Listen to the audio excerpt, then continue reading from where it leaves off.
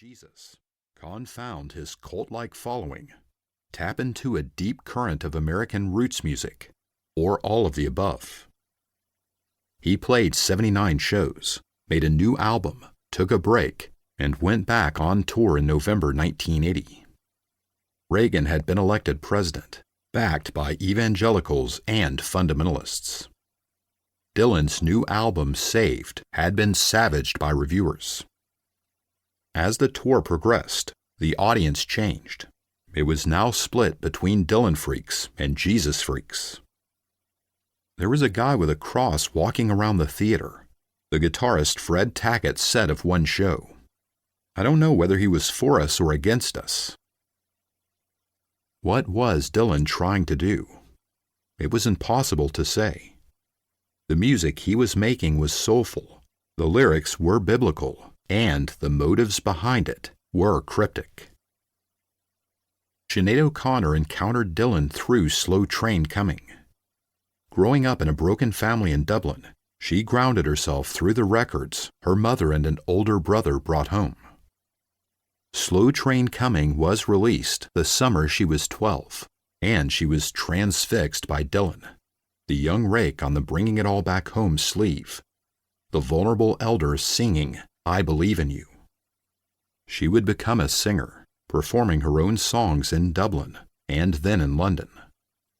At age 20, her head shaved, she was a rising star. By 23, when she sang 2 songs from I Do Not Want What I Haven't Got on Saturday Night Live, she was a global celebrity. She was outspoken, and with fame, she became controversial. Nominated for a Grammy, she had the logo of Public Enemy razored into the stubble on one side of her head to protest the awards broadcast's lack of attention to rap music. She canceled an appearance on SNL in May 1992 after learning that the host would be Andrew Dice Clay, a comedian whose stand-up routine featured jokes about men beating up women. After she refused to let the national anthem be played prior to a show in New Jersey, Sinead haters piled her records in Times Square and smashed them to pieces. She was back on SNL in October 1992 in support of Am I Not Your Girl, an album of covers and standards. In the first hour, she sang a version of Success by Loretta Lynn. In the second, she took the stage wearing a long white dress and with a Star of David around her neck. She stood unmoving in front of a rack of lit candles. She sang Bob Marley's song War a cappella, the verses sounding practically medieval in her plangent voice. She slowed as she reached the last lines. We know we will win.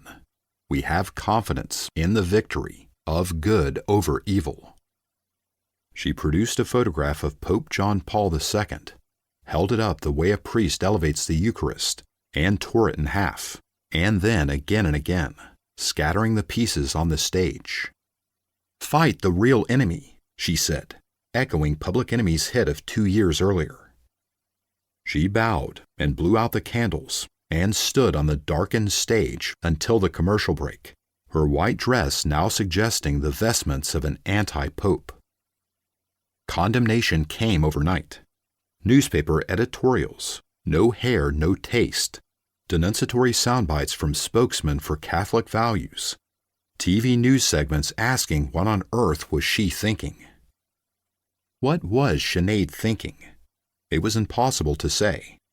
Her tearing up of the Pope's image was cryptic, and the story of how she came to do it was so strange that it would beggar belief when she told it in a memoir 30 years later.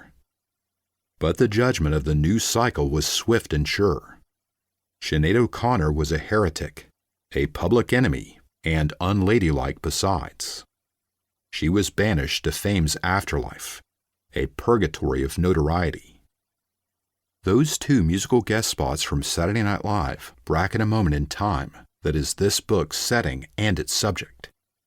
In that moment, figures in what we call popular culture engaged questions of faith and art and the ways they fit together with an intensity seldom seen before or since. They tested boundaries between sex and the sacred, They explored the controversial. To keep listening to this audiobook for free, click the link in the description.